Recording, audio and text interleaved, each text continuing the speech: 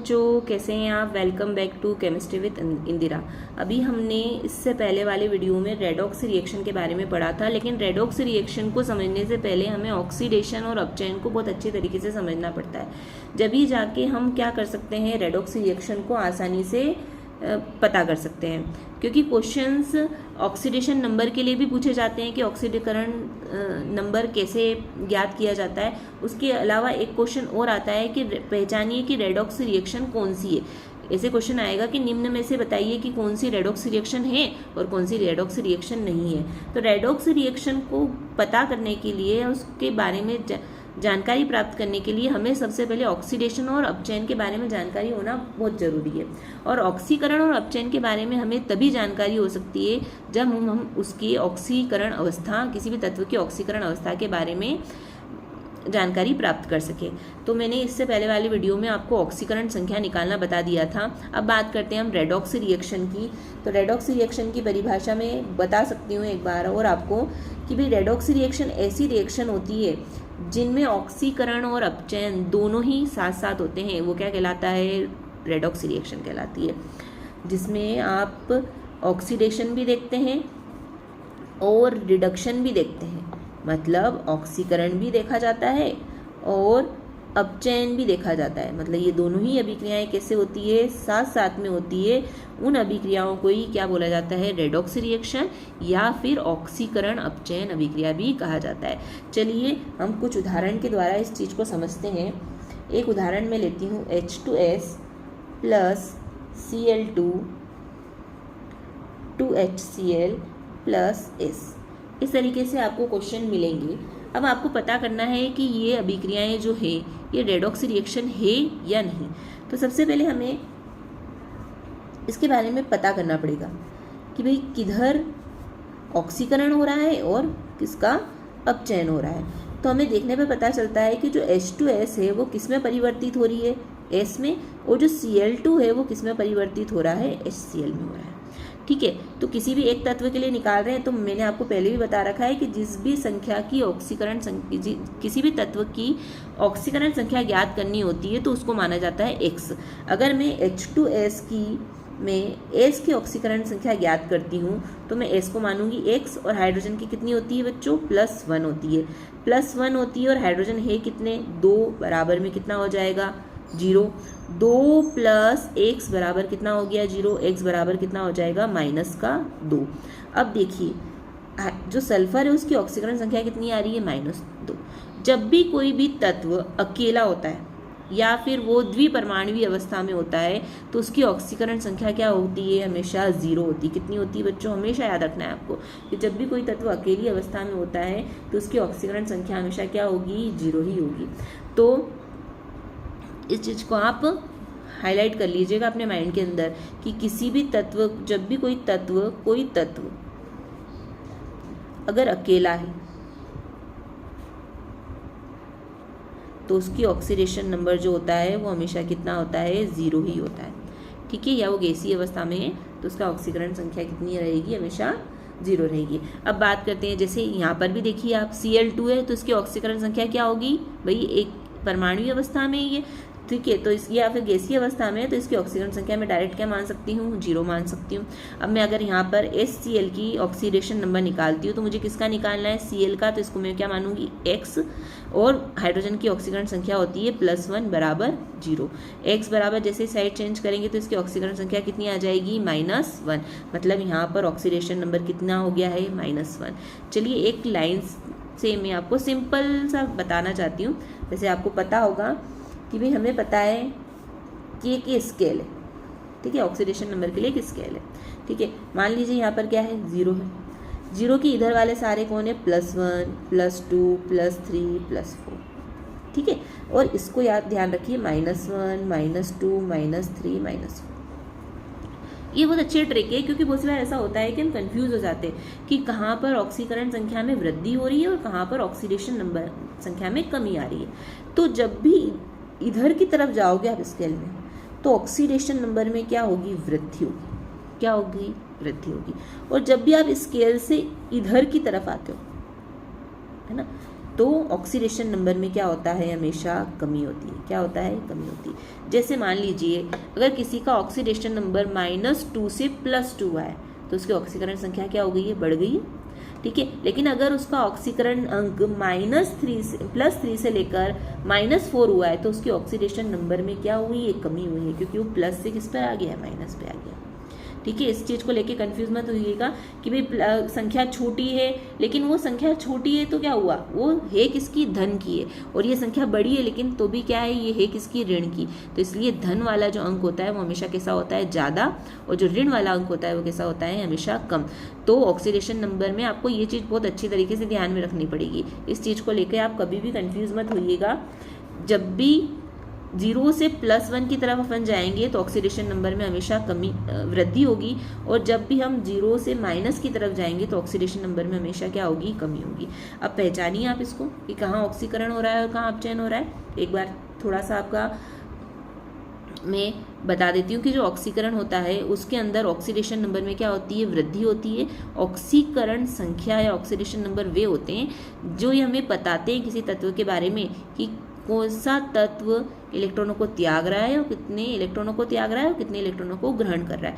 अगर वो त्याग रहा है तो उसके ऊपर आता है प्लस, और अगर वो इलेक्ट्रॉनों को ग्रहण कर रहा है तो उसके ऊपर आता है माइनस। चलिए यहाँ देख लीजिए इसकी ऑक्सीडेशन नंबर कितनी है, -2 से किस पे आ गया है, 0 पे।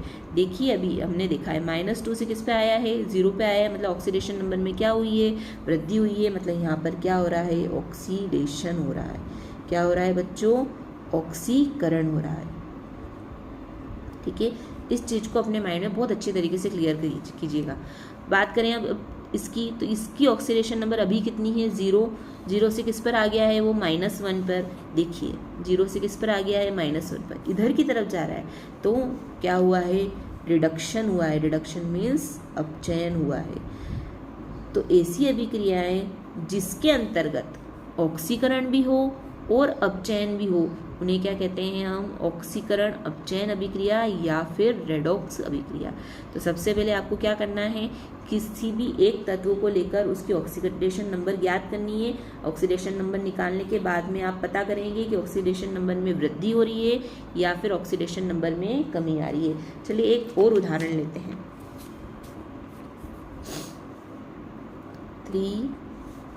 3Fe3O plus 8 aluminium 9Fe plus 4Al2O3। अब इस समीकरण में आपको पहचानना है कि किसका ऑक्सीकरण हो रहा है और किसका अपचयन हो रहा है। तो सबसे पहले तो हम निशान लगा लेते हैं कि भाई Fe3O से क्या बन रहा है, Fe, और Al से क्या बन रहा है, Al2O3। जिसकी ऑक्सीकरण संख्या ज्ञात करनी है उसके नीचे मैं थोड़ा सा अंडरलाइन कर लेती हूँ। मुझे इन सब की ऑक्सीडेशन नंबर को क्या करना है, फाइंड करना है। चलिए बात करते हैं Fe3O में मुझे Fe की ऑक्सीकरण संख्या ज्ञात करनी है, इसलिए मैं इसको मानूंगी 3x प्लस ऑक्सीजन की कितनी होती है बच्चों, -2 बराबर कितना हो गया, 0। ठीक है, 3x बराबर कितना हो गया है, ये माइनस का 2 है, उधर जाएगा तो किसका हो जाएगा, प्लस का 2। x बराबर कितना आ गया, 2/3। कितना ही आई है, 2/3। बस ऐसा भी होता है कि बटे में भी ऑक्सीडेशन नंबर आ जाते हैं। चलिए इसकी कितनी आ रही है, प्लस में 2/3 आ रही है। और जब बात करेंगे, अभी मैंने आपको बताया कि कोई भी तत्व अगर अकेला होता है तो उसकी ऑक्सीडेशन नंबर कितनी होती है, 0 होती है। चलिए ये भी अकेला है, इसकी भी ऑक्सीडेशन नंबर कितना हो गया, 0। Al2O3 की निकालनी है। Al2O3 में मुझे Al की निकालनी है। Al को मैं मानूंगी x, और एल्यूमिनियम कितने हैं, 2, तो 2x प्लस ऑक्सीजन की कितनी होती है, -2 × 3 बराबर 0। 2x - 6 बराबर कितना हो गया, 0। 2x equal to side change करोगे तो क्या आ जाएगा, प्लस का 6। x इक्वल टू आएगा, जो गुणा में होती है संख्या वो भाग में आ जाती है। x बराबर कितना हो गया है, 3। मतलब एल्यूमिनियम की जो ऑक्सीडेशन नंबर है वो कितनी हो गई है, +3। ठीक है, अब आप मुझे बताइए कि किसका ऑक्सीकरण हो रहा है और किसका अपचयन हो रहा है। चलिए पहले मैं आपको एक बता दूं भाई, 0 से अपन कहाँ पर पहुँचे, +3 पर। 0 से अगर +3 की तरफ जाते हैं तो ऑक्सीडेशन होगा भाई, क्योंकि ऑक्सीकरण संख्या में क्या हुई है, वृद्धि हुई है। मतलब यहाँ पर क्या हो रहा है, ऑक्सीकरण हो रहा है। चलिए बात करें अब भाई, +2/3 2/3 से आप कहाँ पे पहुँच गए हो, 0 पे पहुँच गए। मतलब ऑक्सीडेशन नंबर में क्या आई है, कमी आई है ना भाई। यहाँ पे तो 0 से 3 पे पहुँचे थे, लेकिन यहाँ पे तो 0 से भी 2/3 हो गया। तो यहाँ पे ऑक्सीडेशन नंबर में क्या आ गई है, कमी आ गई है। कमी आ गई है मतलब यहाँ पे क्या हुआ है, रिडक्शन हुआ है या फिर अपचयन हुआ है। मतलब ऐसी अभिक्रियाएं जिसके अंदर ऑक्सीडेशन भी देखने को मिले, अपचयन भी देखने को मिले, उन सारी अभिक्रियाओं को क्या बोला जाता है, रेडॉक्स अभिक्रिया बोला जाता है। जब तक आपको ऑक्सीडेशन नंबर नहीं निकालना आएगा तब तक आप नहीं पहचान सकते हो कि ऑक्सीडेशन अपचयन अभिक्रिया कैसी होती है या रेडॉक्स रिएक्शन कैसी होती है। ठीक है, तो सबसे पहले आपको ऑक्सीकरण अंक निकालना सीखना पड़ेगा। इससे पहले वाले वीडियो में मैंने आपको समझा रखा है कि ऑक्सीडेशन नंबर कैसे निकाला जाता है, इसलिए प्लीज़ आप इससे पहले वाला वीडियो जाके देखिए और उस पर प्रैक्टिस कीजिए। बहुत सारे अलग अलग फॉर्मूलेस को लीजिए, उसमें ऑक्सीडेशन नंबर को निकालिए और आप फिर अगर आपको कोई प्रॉब्लम आती है तो आप मुझे कमेंट कीजिए, मैं आपको वापस इसको अच्छी तरीके से कोशिश करूँगी कि मैं आपको इसको समझा पाऊँ। चलिए एक और उदाहरण ली बच्चों, एक और उदाहरण से हम रेडॉक्स रिएक्शन को समझते हैं। CuO से बन रहा है Cu और H2 से बन रहा है H2O। चलिए CuO में अब मुझे पता है कि इसकी ऑक्सीडेशन नंबर कितनी होगी, 0, और इसकी भी ऑक्सीडेशन नंबर कितनी होगी, 0। तो इन दोनों की ऑक्सीडेशन नंबर तो मुझे पता चल गई है। अब CuO में अगर मेरे को Cu की निकालनी है तो मैं इसको क्या मानूंगी, X, और ऑक्सीजन की कितनी होती है -2 बराबर कितना हो गया, 0। साइड चेंज करोगे तो कितना आ जाएगा, +2। मतलब यहाँ पर Cu की ऑक्सीडेशन नंबर कितनी है, +2। जब बात करें हम H2O में, तब H2 की ऑक्सीडेशन नंबर मुझे निकालनी है तो इसको मैं मानूंगी X, और हाइड्रोजन है कितने, 2, तो 2X प्लस ऑक्सीजन की होती है -2 बराबर 0। 2x बराबर साइड चेंज करोगे तो +2, x बराबर कितना हो जाएगा, 2/2, और x बराबर कितना आ गया, 1। ठीक है, तो यहाँ पर ऑक्सीजन जो हाइड्रोजन है उसकी ऑक्सीडेशन नंबर कितनी आ रही है, 1। अब आप देखिएगा +2 से ऑक्सीडेशन नंबर कहाँ जा रही है, 0 पर जा रही है। +2 से 0 पर जा रही है मतलब यहाँ पे क्या हो रहा है, अपचयन। और अगर बात करें हम यहाँ की तो यहाँ पे 0 से ऑक्सीडेशन नंबर किस पर जा रही है, +1 पर। मतलब यहाँ पर क्या हो रहा है, ऑक्सीकरण।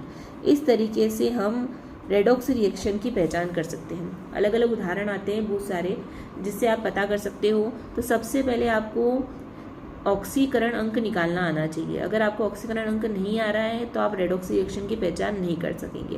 पहला पॉइंट तो ये, और दूसरा पॉइंट ये है कि आपको पता करना है कि कहाँ पर ऑक्सीडेशन नंबर में वृद्धि हो रही है और कहाँ पर ऑक्सीडेशन नंबर में कमी हो रही है। तो जो मैंने आपको स्केल बनाना बताई है, हो सकता है वो बहुत आसान है, लेकिन हम बहुत सी बार कंफ्यूज हो जाते हैं। तो इसको यहाँ पे आप मानिए 0, +1, +2, +3, -1, -2, -3। जब भी इधर से इधर जाओगे तो ऑक्सीडेशन नंबर बढ़ेगा, और जब भी इधर आओगे तो ऑक्सीडेशन नंबर कम होगा।